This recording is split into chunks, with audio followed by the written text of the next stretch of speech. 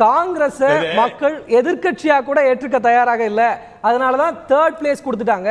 காங்கிரசினுடைய வாக்காளர்கள் தான், அதாவது பிஜேபிக்கு எதிரலையாக வாக்களிக்கக்கூடிய வாக்குகள் என்பது இதுநாள் வரையில காங்கிரசும் ஆம் ஆத்மியும் பெற்றுக்கொண்டு வந்தது. இந்த தேர்தலில் காங்கிரசுக்கு போட வேண்டிய வாக்கை ஆம் ஆத்மிக்கு போட்டுட்டாங்க. அதனாலதான் ஆம் ஆத்மியினுடைய வெற்றி உறுதியாக இருக்கிறது அப்படின்னு திரு ராகவன் சொல்றார். இது உண்மையா? முதல்ல ராகவன் அவர்கள் புரிந்து கொள்ளணும். அதாவது இவர் ஒரு இது தேர்தல் நடக்குச்சு, எல்லா அகில இந்திய தலைவரும் அவங்க ஸ்ரீரங்கத்தில் எந்த ஒரு தலைவரும் வரலன்றதை ஒன்னு தெளிவுபடுத்த விரும்புறேன். இரண்டாவதாக டெல்லியில இருக்க எல்லா அமைச்சர்கள் வேணா டெல்லியில இருக்கலாம்னு சொன்னாரு. ஏன் 90 எம்பிக்கள் அங்க வேலை பண்ணாங்க. இவருடைய கிரண் பேடிய படத்தை முதல் பெருசா வரல. மோடி படம் தான் எல்லா பத்திரிகைகள்லயும் பல 1000 கோடிகள் செலவழித்து எலெக்ஷன் அன்னைக்கு மோடியினுடைய பிம்பங்கள் தான் வந்தது. இது மோடி சர்க்காருக்கு கிடைத்த தோல்வி என்பதை நான் சொல்லவில்லை, எல்லா ஊடகங்களும் சொல்கின்றது என்பதை தெளிவுபடுத்த வேணும்.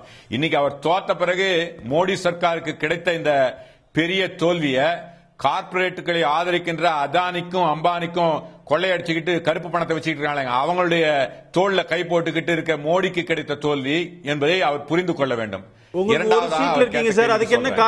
உண்மைதான். நாங்கள் 3வது இடத்துல இருக்கிறோம். நாங்கள் 3வது இடத்துல இருக்கிறோம் என்பது உண்மை. அதை நான் மறுக்கல. இன்னும் நான் இப்ப ட்விட்டர்ல பாத்துக்கிட்டு இருக்கேன். இவர் எங்க இந்த பெர்சன்டேஜ் அவர் வச்சு சொல்றாருன்னு புரியல. அவருடைய 36 அவர் சொன்னது உண்மை. 8ல இருந்து 9ல இருந்து நாங்க 1 இல்ல 2 இடத்துக்கு வந்திருக்கிறோம்ன்றது உண்மை.